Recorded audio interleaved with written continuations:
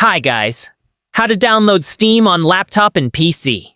Now, open your web browser. Google Chrome is best, and search for Steam. Click the official website, store.steampowered.com. Using the wrong link can lead to fake installers, so pay close attention here. Click the green Install Steam button in the top right corner.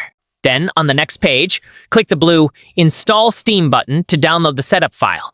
This step is super easy, but don't skip it.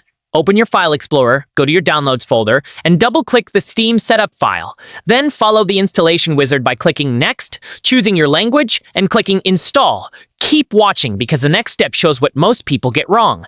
Once installation finishes, make sure Run Steam is checked and click Finish. Then wait for Steam to automatically download its main updates and extract the files. This might take a minute, so don't close the window. When the login window appears, either enter your existing account details or click Create a free account at the bottom right to set up a new one using your email address. Here is a pro tip. Use an email you actually check for verification codes. That's it. You are now ready to game.